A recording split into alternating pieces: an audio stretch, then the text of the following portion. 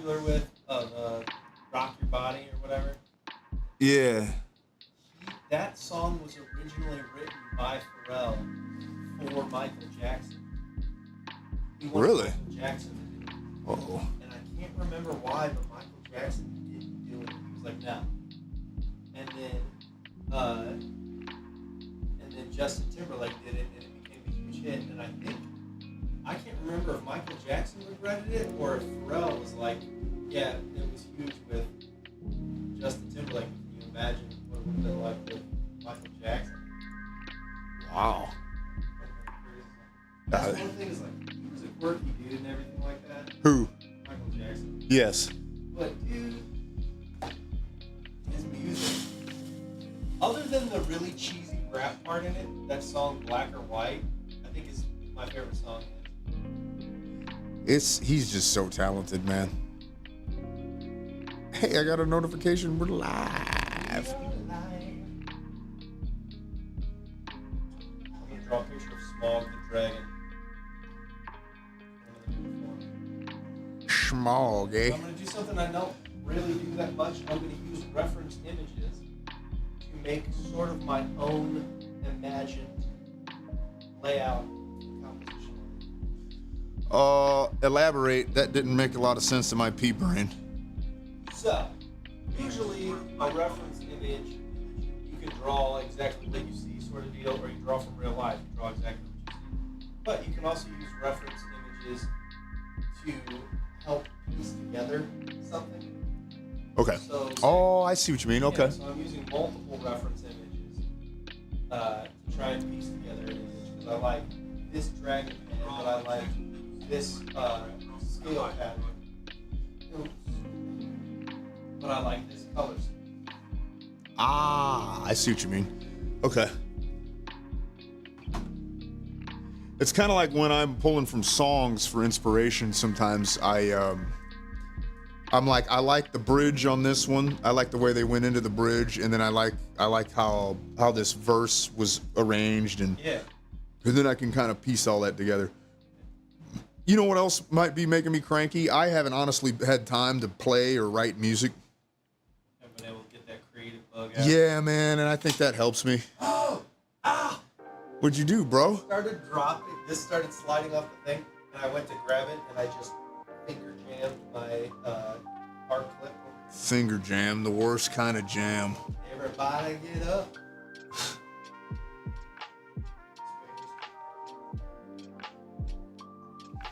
Dude, I started watching, speaking of dragons, started watching this anime called Kaiju Number 8, and it basically takes place in this universe where Tokyo's constantly under attack by kaiju, which are like giant monsters. And there's a force of like soldiers that they have these suits that help enhance all their abilities to basically be superhuman, and they kill these kaiju. And it's funny because the main character, you start out with him, and tried to be a part of that defense force. He was like comically bad, and so that they rejected him. He does it every year. He applies, and they reject him. He's 32, and their cutoff age for applications for applicants is 33. So he's like, oh, this is my last year or whatever. And in the meantime, he's been working for the organization that's like hazmat, and they, whenever a kaiju gets killed, they cut up the kaiju and like dispose of the body and stuff like that. He's been a part of that organization. So it's kind of funny, like seeing a show from that angle, because it's like, you know, the big fight happened, but he's not a part of that up the front end. He's the guy that they're like, hey, you're on intro duty. And so he's got like thrown up because he's cutting up in this like the intestines and most people cut out and stuff. And he ends up finding a guy that wants to go into the defense force with him. So that guy encourages him to apply for the last time. And he ends up making it. But the whole interesting premise of the story is, while he's in the hospital recovering from injuries, this tiny little alien bug like flies in his mouth, and it basically possesses him to where he can turn into like a humanoid kaiju with like insanely strong powers. But the whole, and there's only one season of it, so like I'm just now wrapping up the end of the first season where he's constantly juggling the wanting to actually, because he's really weak as a man, he's really weak, and that's why he's struggling to make the defense force. Super knowledgeable about like tactics and stuff like that, but he's struggling because he wants to save all his friends all the time and turn into this kaiju. If he turns into it, they're extremely prejudiced towards that animal species, and they'll just kill it. And so, like, Reminds me of The Witcher. you know what it's kind of like The Witcher. It's also kind of like a lot like Witcher now you say it, but it also kind of reminds me of like Venom. Oh yeah. Marvel. Yeah. That takes over. Yep. Venom. Venom. Have you heard that Eminem song? Oh, of course. Venom. I just thought he was going Venom, Venom, Venom, which is hilarious because that's all I ever heard. Even like Alex would always do it. Venom, Venom, Venom. But he's actually saying a bunch of stuff, obviously, like Eminem would. Where he's like, snap and go get 'em. They ain't gonna know what hit 'em. Like he's saying all that in there, but then he's like, Venom. He makes the iconic noise. I want a Toyota Yaris. That was it. Ford Taurus. Way too many napkins. Napkins. Blapkins.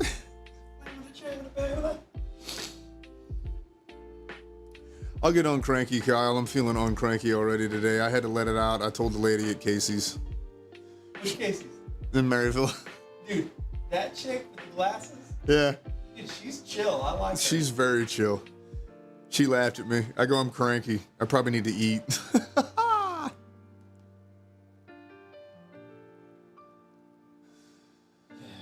Oh my My gosh. schedule's actually been weirdly good though this week, so that's For sure. For sure. For absolute sure, boy. For sure, bro. Like, see, right now, if I were to even play guitar, I don't even know what would happen. That's why I wanted to do something just fun for drawing today. Like, I might do this for a little work on this. Like, it's I don't want to say it's unserious because I'm going to take it seriously and I'm going to do good on it. It's just off the beaten path of the trajectory of the project that I'm working. Yeah, you're taking a little side quest. Yeah, side quest. That's it. And so I figured I'd do that because it'll help me shake up my headspace a little bit better. I'll be transparent to you, man. I haven't really been I was doing pretty good with reading the Bible and stuff, and I haven't really been looking at that too much lately. I've been trying to get back into category. That's whenever I get in weird headspaces. The funny thing is that's when my prayer life dies because I'm just thinking. You know what I mean? Which is weird because you think being in your own head, but I kind of close off to almost everybody unless you're in the room with me and I start ranting. You're gonna be like, stop talking. But my prayer life suffers the most.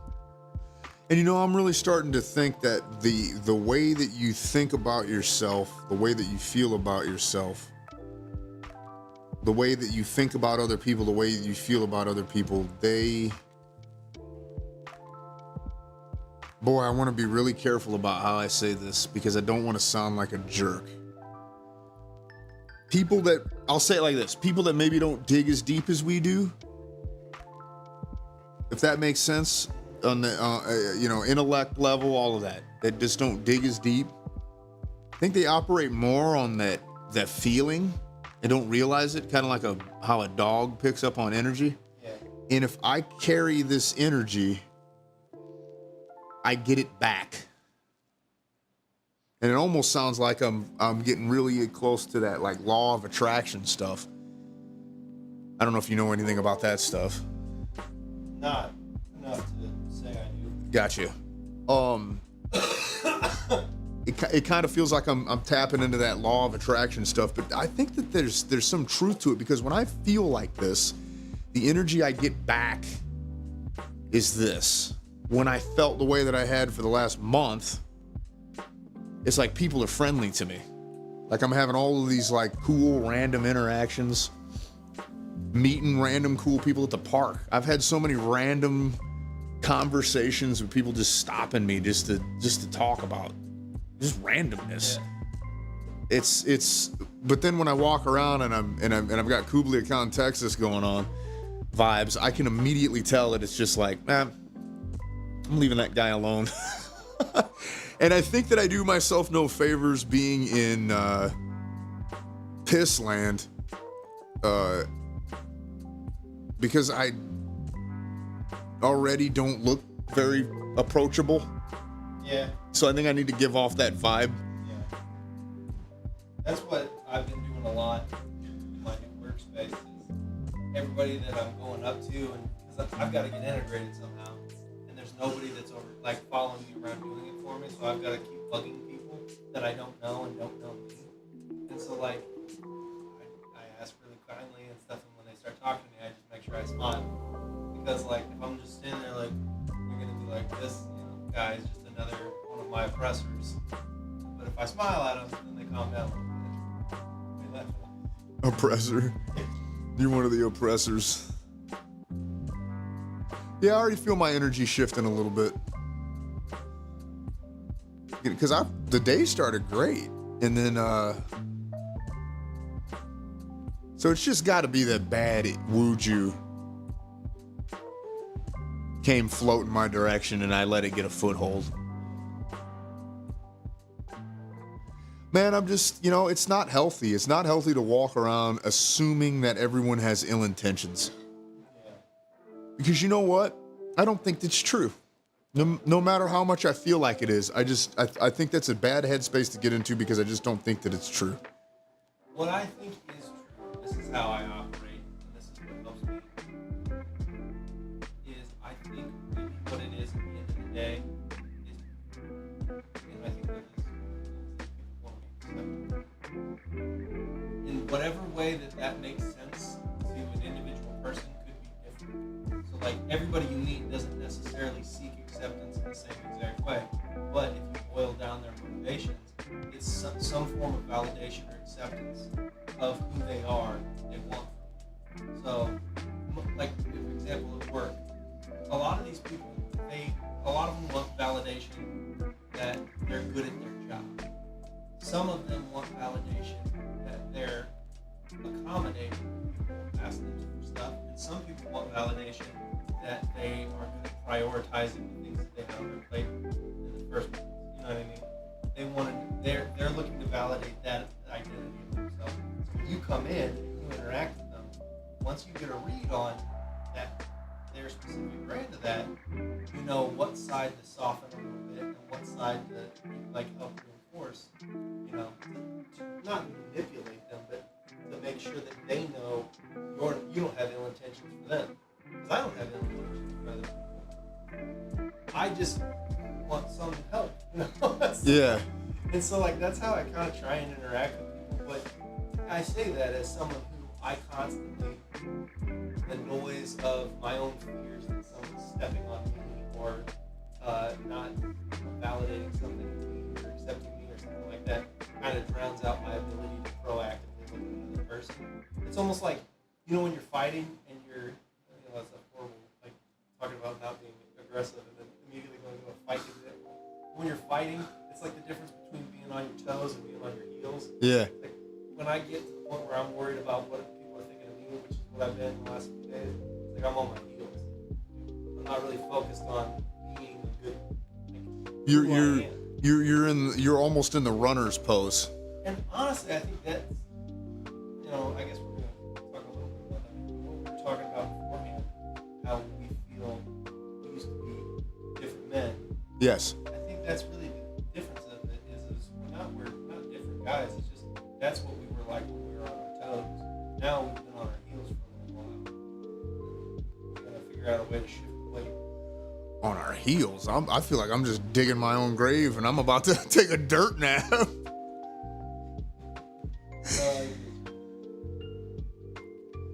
No matter how strong you think you are, no matter how well equipped you are, no matter how resilient you are, what life has taught me in the last 10 years is that you have a breaking point and all of this stuff can and will crush you.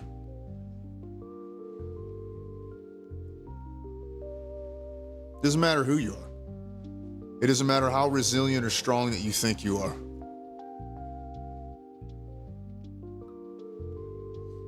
Yeah. It's like I said to you in text, that little underlying, and now thinking more so, and I'm not going to talk about all the stuff that we were ranting about before I hit live, just to let the demons out. I feel way better, by the way, after already releasing that venom into the air. I think I just needed to have a little hissy fit. I think I just needed to have a little hissy fit. It's not just one thing. As I'm sitting here thinking, it's just the slow simmer of everything. Yeah. It's just this. It's not just one thing. It's the slow simmer of everything. Tell that when I rant to you about feeling that way, I always tell you, like, I feel like I'm being killed with paper cuts.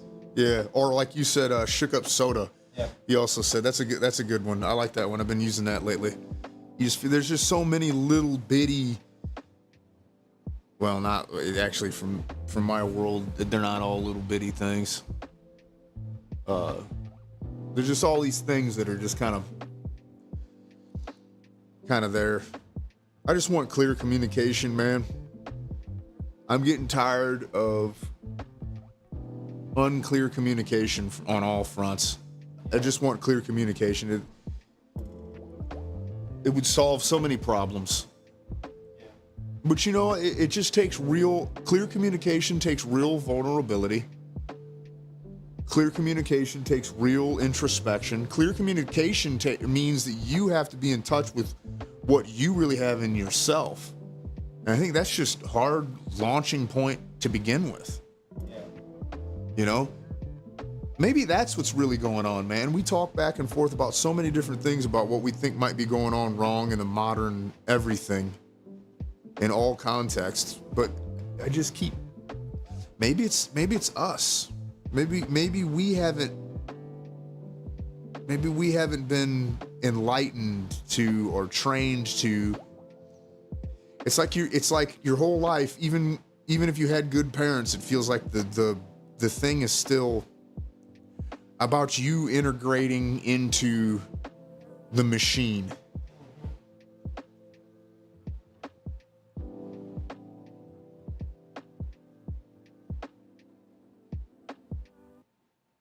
The rebel. Man, I did hear something pretty cool though. What was that? I wish I remember which one of those females said that. I gotta quit saying that. I bet you women do not like being called females. Fun fact, they also don't like when you call them dude. Really? Dang, I do that too much. I do too. When at my old job, I would always be like, what's up, dude? Nothing, dude. Every time. Sorry. Really sorry. What's up, dude? Hey, what are you doing, dude? I'm just gonna start calling him, hello, fellow sentient being. Fellow human. What was it that she said that was pretty interesting though? Oh, I lost it. It was a good little rant though. Hold on, let me think. I don't know. You know what else might be our problem? Is that because I said this to you in a text, that you probably care about most of those people more than they care about themselves. Yeah. That might be something too. Maybe I need to quit trying to carry the energy of the people around me.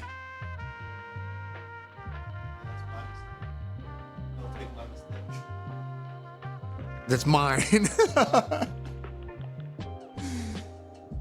Get your own mistake. Get your own.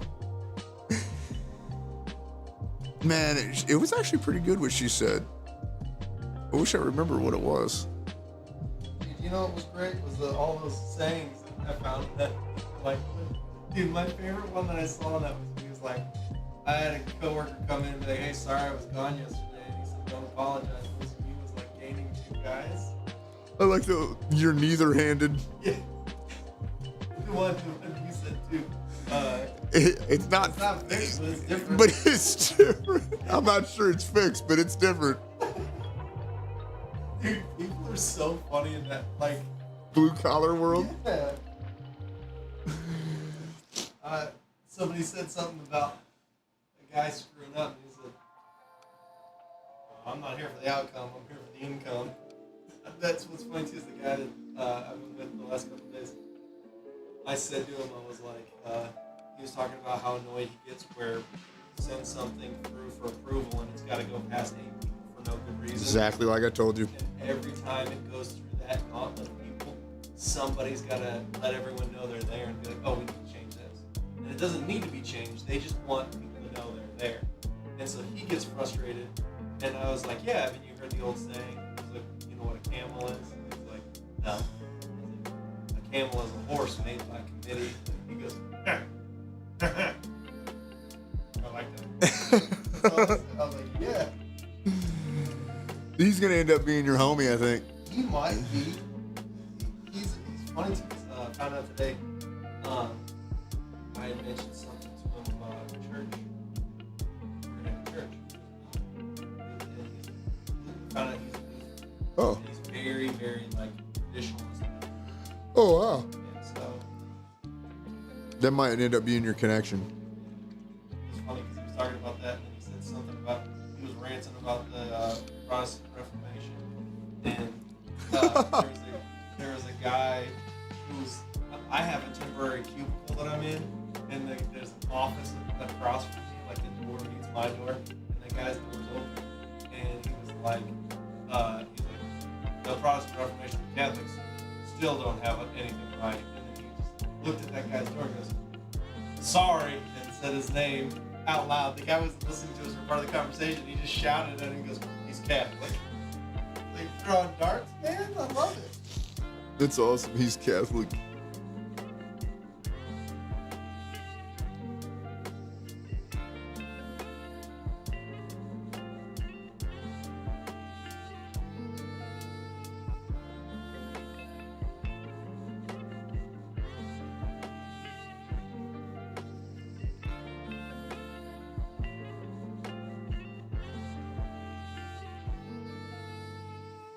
I'm thinking. That's why I'm so silent right now.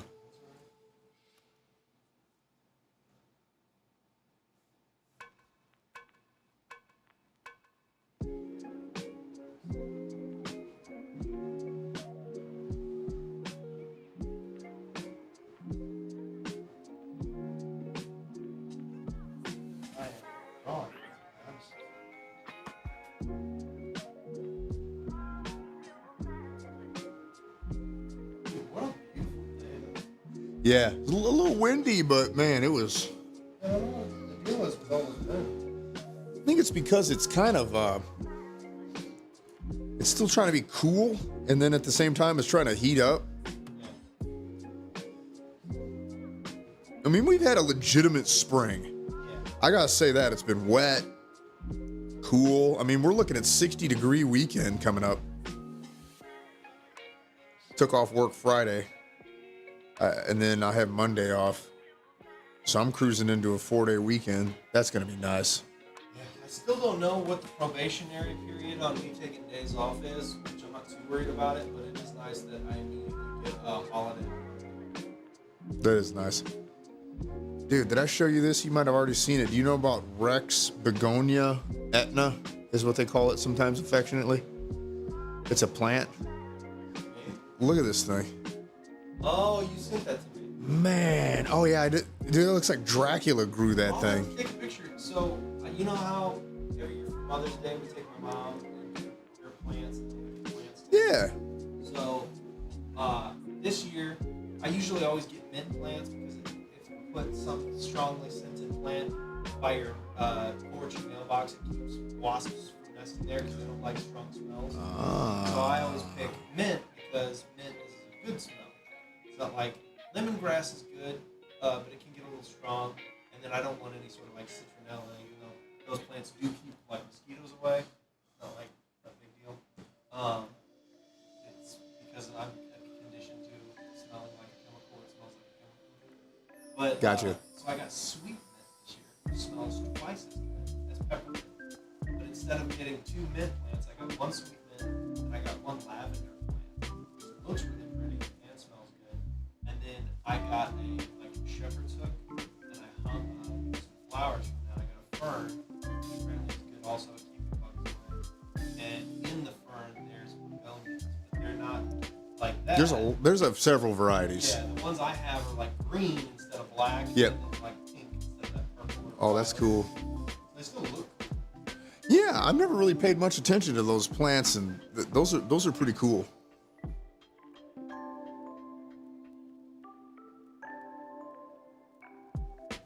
The thing I gotta figure out, if I can figure this out, I think I'm gonna unlock my potential again, and I'm gonna unlock the old version of myself that I want to come back. Is I have to figure out, like, stuffing things away doesn't work. Even though I could do a lot of that, it eventually goes somewhere. Yeah. So I have to figure out almost an immediate outlet to that negative energy. See, that's why I'm a metalhead, man. People don't get it. It's like, man, that really helps me That's the thing. push that stuff out of me. What's funny about that specifically is I identify with you in that metal is a good outlet for me. But for me, my musical taste, like, I don't just, like, that outlet alone would never be enough. I need all kinds of different, like, that's why I like real chill, like, vaporwave stuff like we like. That's why I like the acoustic, like, folky, kind of like hipster indie rock sort of stuff. 'Cause that has another vibe that gets stuff out of me. That's why I like rap. 'Cause that gets another vibe out of me. And so, like, for me, it's not necessarily that I have even a home base of a genre. 'Cause I do like metal music. I feel like that helps me in multiple facets just because lyrically, I feel like it's a whole nother level. But lately I've been, I don't know, there's a certain style that my brain's calming down to. It's not really that. But I get that metal helps, you know what I mean? I don't, like, a lot of people don't see it as helpful. They're like, oh, they'll just make you more angry. No, there's actually been studies on that, you know? Yeah, it can. I will say that it can. It can reinforce a negative line of thinking. It can definitely do that. I just don't know that it's like a guarantee like it's often presented. Right.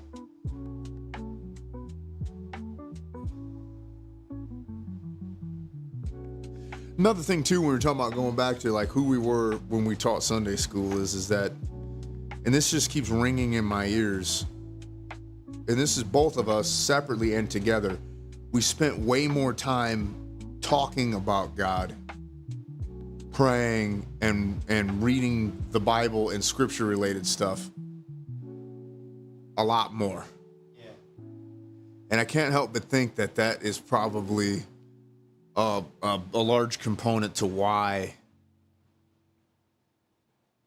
yeah, like you said, you're this, you're like the mope master, and I'm basically like white trash Joker.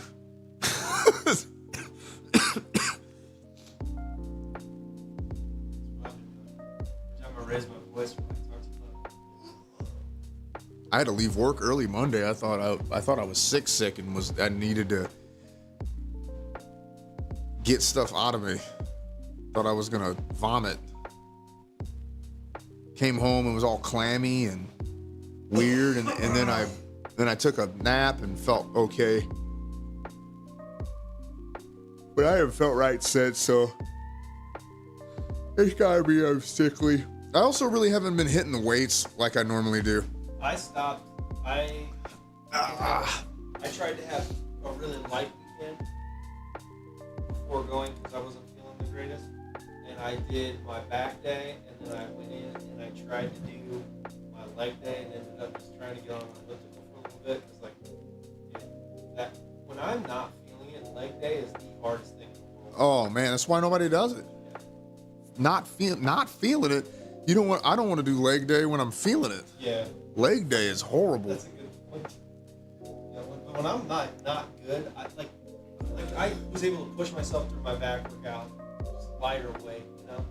Like, even lightening the weight in the leg workout, I can't get down and get back up. Yeah. Got the birthday coming up on Friday, and I am not going to really do much. Yeah. I don't know what I'm going to really do. Probably yard work. I'm at that age where I just don't care. No, I mean, I've been that way. It made me feel awkward whenever people made a big deal out of my birthday, too. It's like, not that I didn't like being appreciated, but it just felt, I don't know. I don't want to say childish, but you know what I mean? It made me feel like a little kid or goofy or silly or something.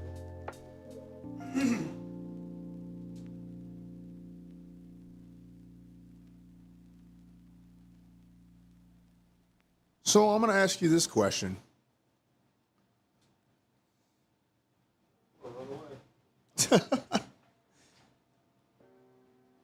We talk about this sometimes, that the person's interaction with you is so that they could get something from you. And that gets frustrating. But let's pull it back a little bit. Does that, by getting frustrated with feeling like most people's interactions about getting something from you, does that mean that you expect to get something from them? What is it that you want then? If you're sitting there kind of miffed because you're like, this interaction is about this person gaining something from me without any regard for me, then does that mean that that's what you want back? Or what does that mean that you want from that interaction? And not you specifically, just you generally. I'm just off rip what you're saying. Sometimes I feel like if I answer too quickly, it makes it sound like I'm taking it serious. I am not that person. I get charged for that a lot. Like, you didn't just listen to me because you spoke too soon. Yeah. But no, I get it. Because I'm already thinking. But as soon as you start forming a sentence, I'm already thinking about what I'm trying to get. Not like what I'm going to say, because that is ignoring you, but like, you get it. I understand what you meant, but it is really funny. Yeah. I think that most of the time when I get mad at people for that, I don't mind giving something to somebody and getting nothing in return. And I don't often mind when someone comes up to me and they just want something from me that I'm okay parting with. You know what I mean? Yeah. But when I have multiple interactions and it's only ever extracting something from me, they'll get my frustration when I'm already at a point where I don't have a lot to give in that moment, and they came up just to get whatever I had. You know what I mean? Yeah. Like that, it's so inconsiderate and so self-centered. And, that's when I start getting mad. But maybe there is some times where I'm selfish and it's just like I wanted something from them and they came and took something from me and gave nothing in return, so I was like, okay, so this is kind of what I'm just thinking about as I'm sitting here coming down from Mount Piss is even wanting a wholesome interaction with a person with no underlying intentions. Is that even selfish of me? Should I just completely, man, it's tough because I go back and forth. It's like, do I just completely empty myself to all outside interactions? Or is there some point in time where I need to be like, yeah, no, what about me? Because I feel like when I go, what about me? I end up getting more angry and more disappointed. But then if I'm stuck with only ever giving, like what you just said, it also makes me angry and disappointed. It's like you don't know, it's tough. It's like you don't know what to do. But see, this is why healthy relationships are important. Because the ideal situation is that both of you go and give away. And then when you return home to each other, you help nurture and rebuild each other. instead of continuing the struggle of the outside world inside your home. Yeah. I like somebody put it in a really interesting way. Where they were like, it was like a Reddit thread or something. They were like, what's the best marriage advice that you can give? And they were like, marriage isn't 50-50, it's 60-40, and both of you are fighting over who gets to be 60.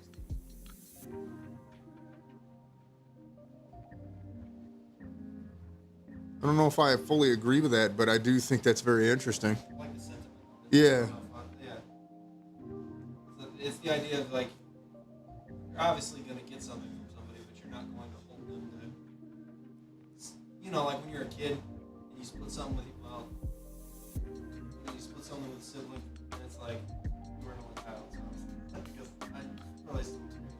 Oh, I've split plenty of stuff, but just not with a sibling. Yeah, with a sibling, it's like you split something, they get to pick, and they're like measuring it, and you're just sitting there and waiting for this cookie, and they're like, and it's. Yeah, but if we break it like this side has 3 chocolate chips. Exactly, and they're like, this side, it's a little bigger over here, but it's thinner in the back, and this one's thinner right here, but it is bigger. And it's like, why are we doing this? Just pick one, you know? It's that kind of, like, I don't like relationships like that where people are like how that guy works. You know, you got 5 minutes sort of deal. I don't think that's healthy. At the same time, it's not also healthy if you never give it. It's impossible, yeah.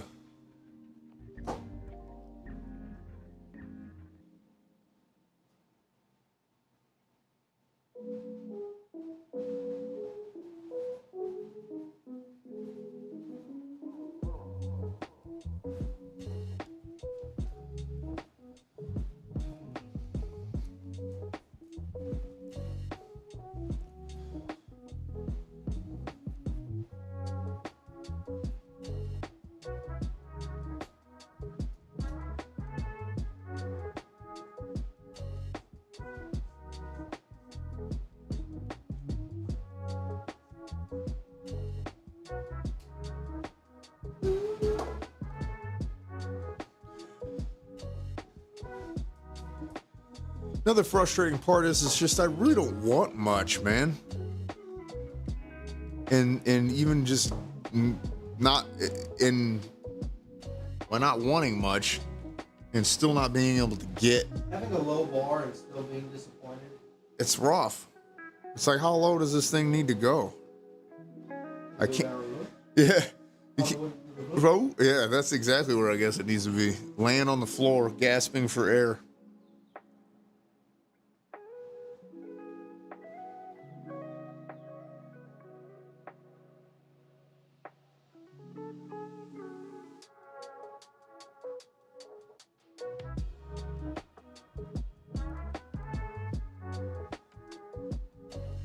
Here's a weird thought experiment for you.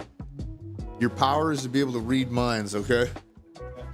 But the caveat is you can either only read the mind of a person that's currently mad at you or a person that is currently excited or happy with you. Which one would you rather have?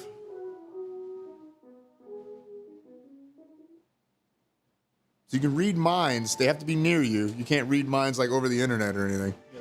You can read minds. They're near you, but would you rather just be able to read somebody's mind in the moment that they're mad at you or in the moment that they're excited and happy about your presence?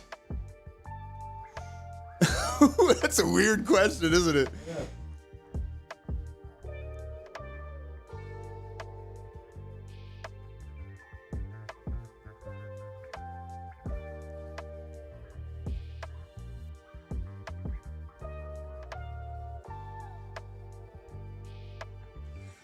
I think I'm gonna pick happy, even though I think that there's a real advantage to finding out the anger motive. Yeah. Because I don't know if I would want to only be able to ever read the thoughts that are only angry. Because then it's like all the extra energy that you're getting with a weird superpower as it is gonna be negative. And I feel like, hear me out, maybe this could go for the other way too. Maybe this is far-fetched. Maybe this isn't thought out very well. But hear me out for a second. I wonder if you could hear the good thoughts only, okay? If that would still do a really good job at weeding out the unauthentic people. Because if the person is happy with you, you'll be able to understand that their happiness is coming from a place of selfishness. Man, I don't know. That might be the play. If the person's mad at you, you might just get some feedback of just like, ugh, he's just being a nuisance right now. And it might be just this useless information. So, you get what I'm saying? Yeah. Whereas the happy could be useless information also, but you might end up finding out that some people's joy for you is self-centered. I think I would rather know the authentic joy, maybe. Because isn't that what we're after anyways? You want to know where the actual love is, where the actual authenticity is? Isn't what we're meant to do, to love and to be loved and to express love?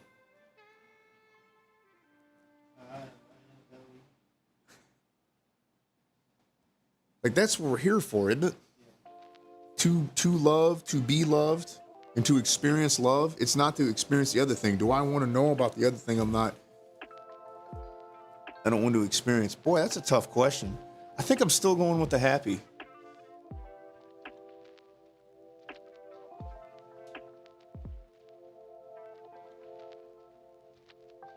The way that you said that for a second reminded me of where he talks about love, I and my inability.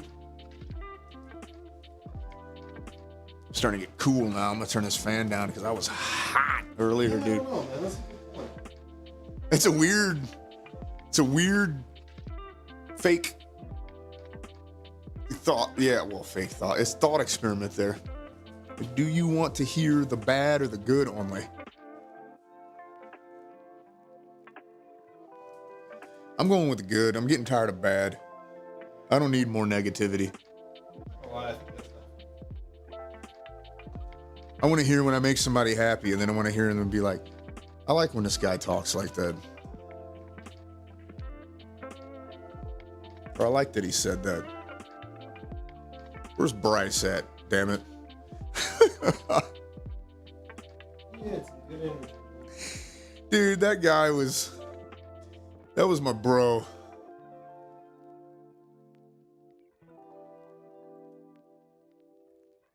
I am very tempted to go up there Thursday, especially since I have Friday off. Well, Thursday's tomorrow. Very tempted to going up there tomorrow. I don't know if I'm going to go, though, because I'd feel weird going by myself. Yeah, I'm not gonna go out probably for a little bit. No, yeah. I'm not even trying to hint at you doing that. I was only ever anticipating going by myself if I go. This is the thing too, is like, cause I'm at one place right now. I'm about to end up having to drive a little bit further, so it's gonna be a little bit more of a commute. Everybody keeps saying, look, every time. You feel like a president form of thought. It's all coming out. Oh, well. He goes, oh, well, you know the thing. Yeah, you know. Shungao, wow. Hey. No, I keep looking at like the commutes and stuff because of about what I will end up going through downtown.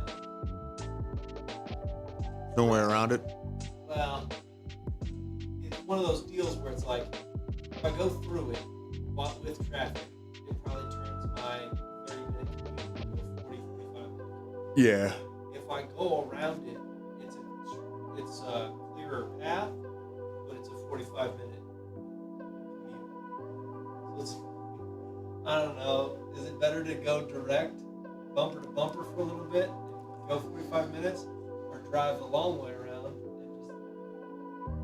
45 minutes that way? Then the problem is, if I do the long way around and then get caught in traffic that way, it's going to be an hour, and then I'm going to be upset. Then you're going to be upset. And I'm going to tell you this, too, and I'm glad you brought that up because I've been meaning to tell you this. as a veteran of leaving, not that, I mean, I don't go over to Missouri, but I notice a significant difference in traffic when it's 5 minutes in either direction. I typically leave at about 6:30 for a 15-minute commute. If I leave at 6:25, I have a completely different driving experience than if I leave at 6:35. So I'm putting that in your brain too. If you hit it the right way, it's gonna be different. The commute back, I think, is gonna be the thing that eats your lunch. It's something unique about trying to get out of St. Louis at that time of day than there is about getting into it. And get yourself on that 7 a.m. schedule as soon as you can. I think you'll like that better. So that's what I plan to do since I'm everybody, I think over in the Clayton building. I think they're on the 7 to 3:30. So what I'm going to do, because I'm not going to see my supervisor until I think Tuesday. So I think I'm going to just show up there at 8, and then that can be my opportunity to be like, hey, you want me to get here at 7? Like, which kind of sucks because that means I got to be up at 5:30 a.m. so that I can leave my house at 6, be in Clayton by 7. Which is, but at the same time, whatever. If I get off at 3:30, plenty of time to do stuff. And it'll help too because that'll also help with not, like, even when time changes, I'll still be going home when it's light outside. Yep. Man, to be honest with you, I would just be tempted to show up at 7. Well, yeah, but the other thing is, I don't know that the only person that told me that they were is the guy that doesn't want to go to Clayton at all and hasn't been yet. So I want to verify before I get there an hour before everybody else can't get to the building. Because that's the other thing is, when I get there, I don't have any parking passes or anything like that to get me in the building. The executive assistant doesn't. Oh. So I want to make sure that they're there. So I'm on the 15th. Isn't that wild? I might have a decent view. I don't know if I have an office. He literally said to me, you might have an office. Because I don't know if you will. You're either going to have an office or you're going to have a cubicle. The place I'm at right now, I'm not even supposed to be there, so I'm in like a cubicle that some safety guy stopped using a while ago. So there's a bunch of earplugs and high visibility vests and stuff like that just strewn about, and then me. To also give you an idea of how much more relaxed it might be than you think, is the fact that the guy went, oh, oops, I was supposed to do all of this ahead of time and didn't, and then no one made a big deal about it, not even him. Yeah, it means you're not necessarily walking into some kind of brutality.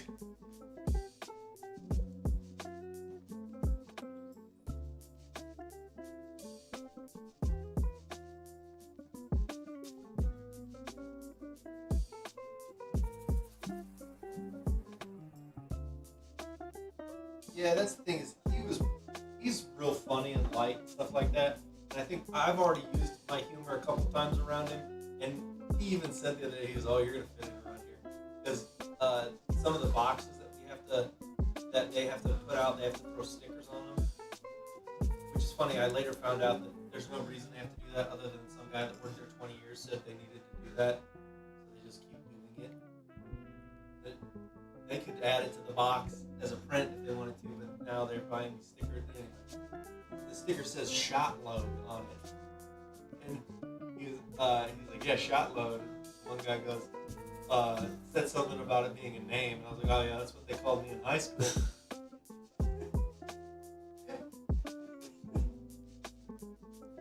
And he goes, "Oh, you're gonna get around here."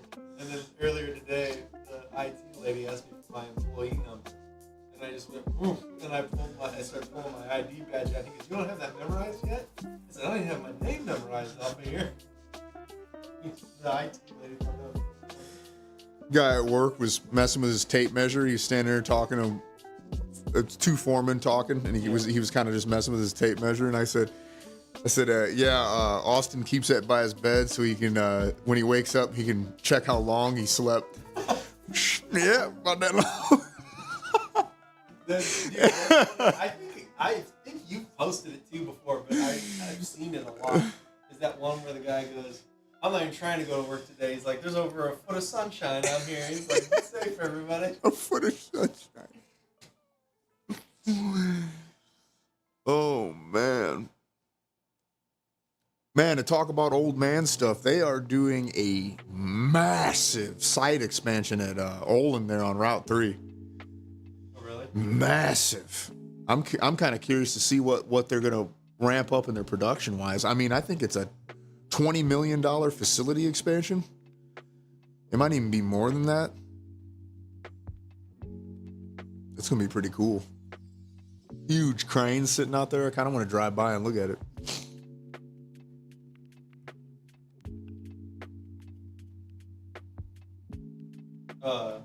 Yeah, I had asked him. I was like, why are we moving or whatever? And he was just like, it's been in the works for a while. Yeah. And I was like, oh, okay, so it's not like a deal. Because I was worried after talking to a couple people that were like, yeah, they moved us out there and then they moved us back. And I was like, I mean, it's not going to be that big of a deal, obviously, because both places are equidistant to me. But at the same time, it's like, that's going to be annoying if they constantly do that to me. But from what I'm hearing, like, they intend that's the spot where our guys are. Yeah. I'm honestly surprised you don't work from home. He said, I wouldn't be surprised if at some point that becomes more prevalent, because he said to me today, I was making notes of a bunch of stuff that he was telling me to do, and he was like, make sure you talk to IT about getting you all the rights and permissions to work remotely. I wouldn't be surprised. I'll just say that. I know you said because you deal with sensitive stuff, I still wouldn't be surprised. No, that's what he said. I asked him, I was like, is that a big deal? And he's like, you'll need certain permissions and stuff so that your computer can access our VPN, virtual private network.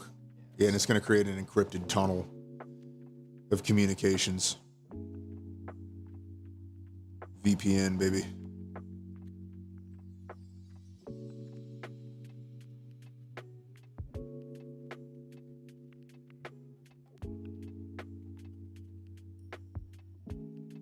weird looking dragon. I've never tried to draw my own version of a dragon. Stream's actually almost done. Oh yeah? Well, not really, but we're almost to the final half hour here. What time is it? It's almost 8:30. Oh, right. I know, right? We've been jabberjawing. Yeah, my mood's changing already. I'm bipolar, I think, or manic depressive or something.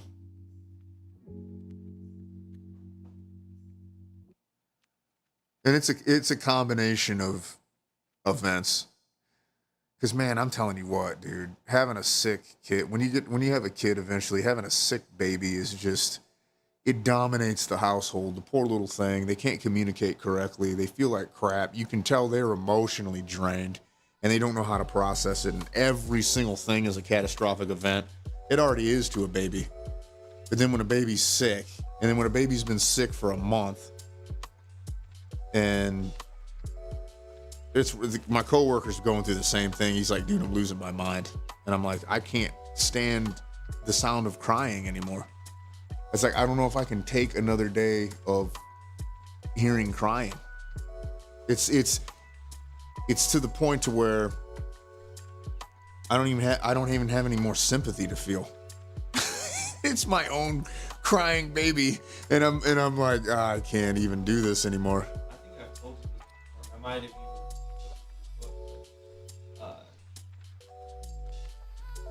that was a canon moment for me. When I was a kid, my mom was watching a baby, and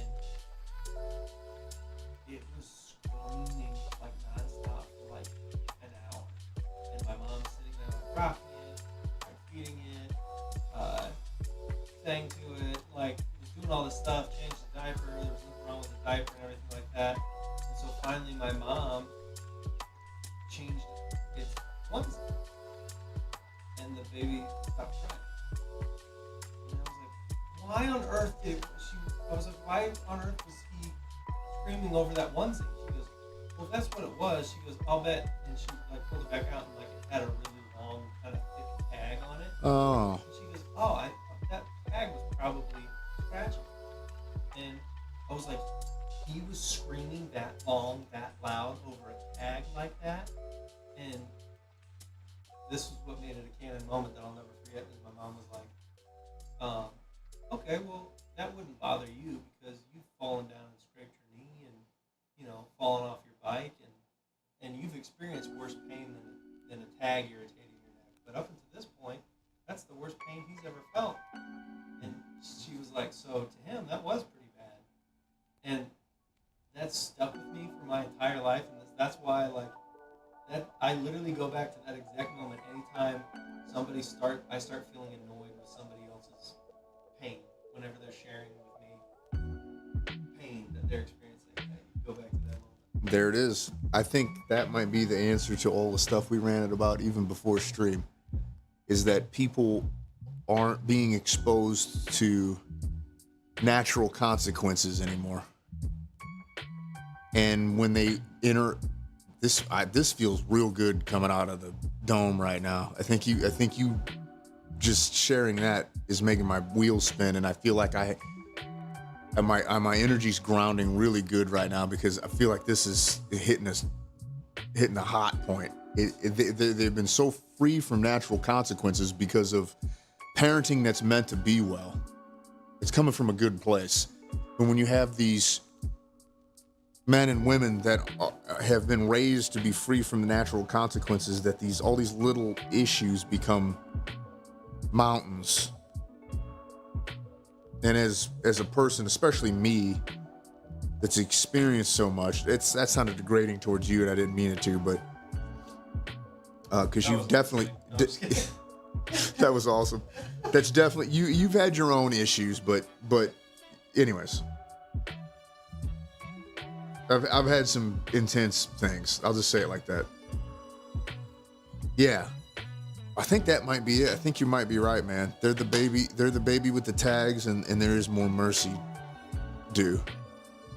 Yeah, that's the moral of that too, is not that, which I didn't get that from what you were saying, so I didn't take it that seriously. It's not that, you haven't experienced what I've experienced. It's that I should be more gracious to you because you don't know any better. Yeah, there you go. Condescending way. No, yep. Why would I expect you to know or understand something that you don't know or understand? Yep.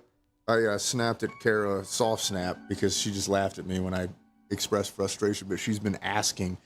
I mean, every other word that I say, what's that? When I'm not even talking to her. And I'm like, what's the deal, question master? It's like, and then she kind of smirked at me, and I'm like, you know what? I said, oh my gosh, my beautiful, loving daughter wants to interact with her dad in a way that she's supposed to interact. Woe is me. I said, let me fix my attitude and just get back into answering your questions. Yeah, I think you're on to something there, and that's really grounding my mood. So I appreciate that insight. I think that's what it is, man. People are just so they in the bid to protect their daughters and their sons from experiencing the hardships that they experience from. We have in turn protected people from the natural consequences of the world and life, and by doing so, now you have people that think that the way you did or didn't look at him at the gym now turns into a catastrophic world-ending event that they make a video about on YouTube. You see what I'm saying? Yeah. It makes me feel this is I'm learning right now in a good way. I need to remember to remove myself from that and to think back again about that other person's perspective.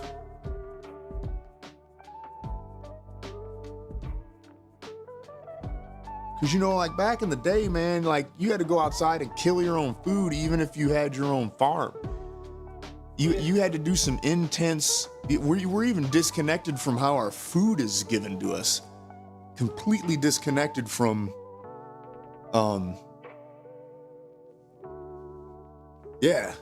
any of that stuff.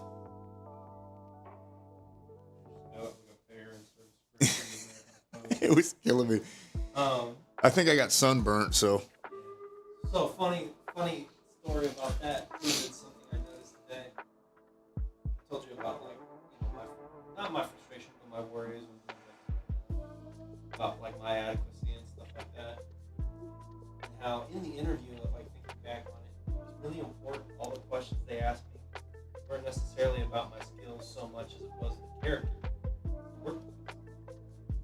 which I was mindful of in the time, but when I was talking to that guy, he's worked at that company for 30 years, and he's worked there not 30 years, like 25 years, still a long time. But he started there coming right out of school, going into the factory.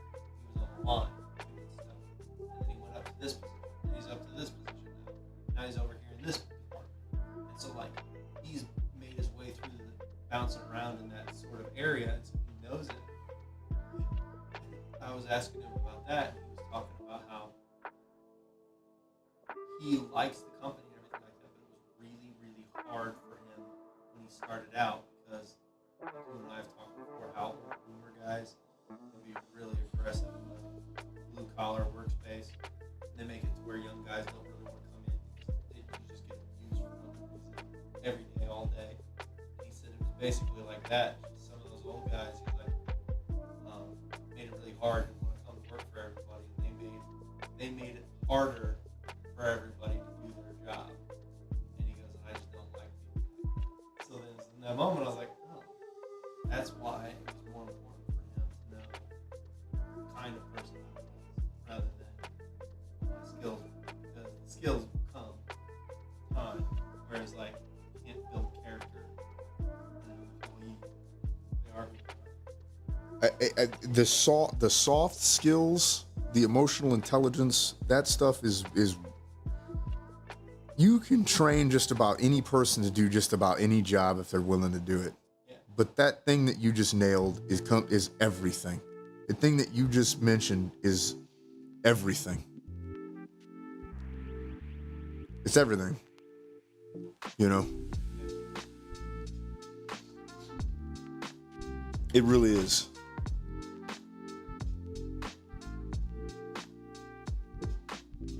All right, man, what do you think? You want to finish out the last half hour of this? You want to call it now? Because that way you can wind down and go home pretty soon and get in bed. What time you typically going to sleep now? 10:30. Okay.